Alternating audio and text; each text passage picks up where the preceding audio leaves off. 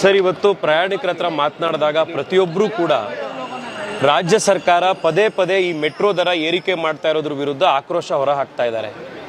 ಮೆಟ್ರೋದಲ್ಲಿ ಪ್ರತಿ ದಿವಸ ಓಡಾಡುವಂಥವ್ರು ಏನು ಭಾಳ ಶ್ರೀಮಂತರು ಅಥವಾ ಕೋಟ್ಯಾಂತರ ರೂಪಾಯಿ ದುಡ್ಡಿರೋರಲ್ಲ. ಗಾರ್ಮೆಂಟಲ್ಲಿ ಕೆಲಸ ಮಾಡುವಂಥ ತಾಯಂದರು, ಹೋಟ್ಲಲ್ಲಿ ಎಲ್ಲೋ ಕೆಲಸ ಮಾಡ್ತಾರೆ, ಸರ್ವಿಂಗು ಇನ್ನೊಂದು ಕೆಲಸ ಮಾಡ್ತಾ ಇರುವಂಥ ಸಾಮಾನ್ಯ ಜನ, ಸ್ಟೂಡೆಂಟ್ಸು, IT ಹೋಗ್ತಾ ಇರುವಂಥ IT ಆಫೀಸಲ್ಲಿ ಕೆಲಸ ಮಾಡ್ತಾ ಇರುವಂಥ ಜನ. ಈಗಾಗಲೇ ಒಂದು ಟರ್ಮಿನಲ್ ಸ್ಟಾಪಿಂದ ಇನ್ನೊಂದು ಟರ್ಮಿನಲ್ ಸ್ಟಾಪಿಗೆ 90 ರೂಪಾಯಿ ಆಗ್ತಾ ಇದೆ. ಮೆಟ್ರೋ ಸ್ಟೇಷನಿಗೆ ಬರೋಕ್ಕೆ ಒಬ್ಬರು ಸಿಸ್ಟರ್ ಮಾತಾಡ್ತಾ ಹೇಳಿದ್ರು, ಅವ್ರ ಮನೆಯಿಂದ ಆಟೋದಲ್ಲಿ ಬರೋದಕ್ಕೆ 40-50 ರೂಪಾಯಿ ಆಗುತ್ತೆ. ನಾನು 90 ರೂಪಾಯಿ ಒನ್ ವೇ ಕೊಡ್ತೀನಿ. ಪ್ರತಿ ದಿವಸ ಮೆಟ್ರೋಗೇನೆ ಒಂದು 200 ರೂಪಾಯಿ ಖರ್ಚಾಗುತ್ತೆ, ಪ್ಲಸ್ ಆಟೋ ಒಂದು 100 ರೂಪಾಯಿ ಖರ್ಚಾಗುತ್ತೆ. ತಿಂಗಳಲ್ಲಿ ಎಂಡ್ ಆಗೋ ಅಷ್ಟೊತ್ತಿಗೆ ನಮ್ಮ PGಗೆ ದುಡ್ಡು ಕಟ್ಟಕ್ಕೂ ಕೂಡ ನಮ್ಮ ಹತ್ರ ದುಡ್ಡು ಇಳ್ದಿರಲ್ಲ, ಆ ಸ್ಥಿತಿಗೆ ಬಂದಿದೆ ಅಂತ. ಇದ್ರ ಮಧ್ಯದಲ್ಲಿ ರಾಜ್ಯ ಸರ್ಕಾರ ಪದೇ ಪದೇ ಇದು ಮೋದಿ ಗೌರ್ಮೆಂಟ್ ಮಾಡ್ತಾ ಇರೋದು, ಕೇಂದ್ರ ಸರ್ಕಾರ ಮಾಡ್ತಾ ಇರೋದು ಅಂತ ಪ್ರತಿದಿನ ಸುಳ್ಳು ಹೇಳ್ತಾ ಇದೆ. ನನಗಿದನ್ನು ಕೇಳಿ ಕೇಳಿ ಬೇಜಾರಾಗೋಗಿದೆ.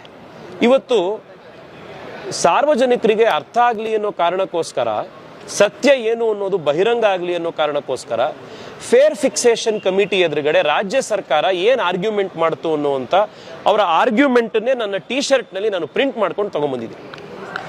ರಾಜ್ಯ ಸರ್ಕಾರ ಏನು ಹೇಳುತ್ತೆ ಫೇರ್ ಫಿಕ್ಸೇಷನ್ ಕಮಿಟಿ ಎದುರುಗಡೆ?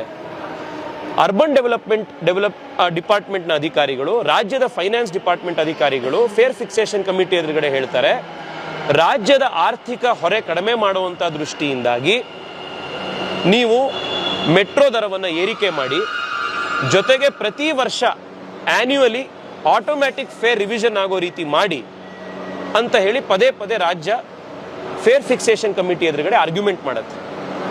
ಇನ್ನು ಫೇರ್ ಫಿಕ್ಸೇಷನ್ ಕಮಿಟಿ ಎದುರುಗಡೆ ನಿನ್ನೆ ಉಪಮುಖ್ಯಮಂತ್ರಿಗಳು ಖಾಲಿ ಟ್ರಂಕು ಅಂತ ಇದ್ರಲ್ಲ, ಖಾಲಿ ಟ್ರಂಕ್ ಯಾರು ಅನ್ನೋವಂಥದ್ದು ರಾಜ್ಯ ಸರ್ಕಾರದ ಆರ್ಗ್ಯುಮೆಂಟ್ ನೋಡಿದ್ರೆ ಗೊತ್ತಾಗುತ್ತೆ ರಾಜ್ಯ ಸರ್ಕಾರ ಹೆಂಗೆ ಇವತ್ತು ಖಾಲಿ ಟ್ರಂಕ್ ಆಗಿದೆ ಅಂತ.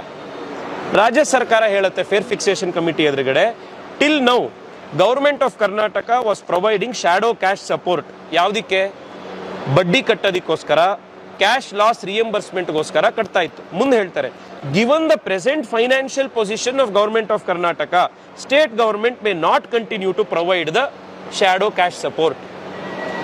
ಇದೇನರ್ಥ? Given the present financial position of Karnataka ಅಂದ್ರೆ ಇವತ್ತು ರಾಜ್ಯ ಸರ್ಕಾರ ದಿವಾಳಿ ಎದ್ದೋಗಿದೆ, ನಮ್ಮ ಹತ್ರ ದುಡ್ಡಿಲ್ಲ, ನಾವು ಖಾಲಿ ಟ್ರಂಕ್ ಆಗಿದ್ದೀವಿ, ಅದಕ್ಕೋಸ್ಕರ ದಯವಿಟ್ಟು ಫೇರನ್ನು ಜಾಸ್ತಿ ಮಾಡಿ ಸಾಮಾನ್ಯ ಜನರಿಂದ ದುಡ್ಡನ್ನ ಇಸ್ಕೊಳ್ಳಿ ಅಂತ ರಾಜ್ಯ ಸರ್ಕಾರ, ಕೇಂದ್ರ ಸರ್ಕಾರ ರಚನೆ ಮಾಡಿರುವಂಥ, ಇವರ ತಾಕೀತಿನ ಮೇಲೆ ರಚನೆ ಮಾಡಿದಂಥ ಫೇರ್ ಫಿಕ್ಸೇಷನ್ ಕಮಿಟಿ ಎದುರುಗಡೆ ಆರ್ಗ್ಯುಮೆಂಟ್ ಮಾಡ್ತಾರೆ.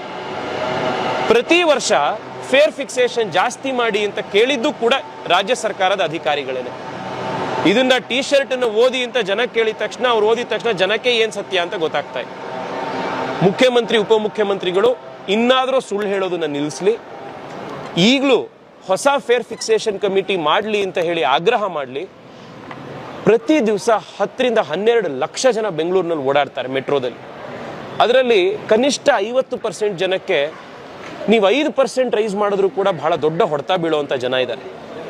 ದಯವಿಟ್ಟು ಅವ್ರಿಗೋಸ್ಕರ ಯಾರು ನಿಜವಾದ ಶ್ರೀ ಸಾಮಾನ್ಯ ಜನ ಇದ್ದಾರೆ ಅಂಥ ಜನರ ಪರವಾಗಿ ನೀವು ಧ್ವನಿ ಎತ್ತಿ ಫೇರ್ ಫಿಕ್ಸೇಷನ್ ಕಮಿಟಿ ಹೊಸದಾಗಿ ಮಾಡೋದಕ್ಕೆ ಆಗ್ರಹ ಮಾಡಿ ಅಂತ ಹೇಳಿ ಅವರಲ್ಲಿ ನಾನು ಡಿಮ್ಯಾಂಡ್ ಮಾಡ್ತೇನೆ.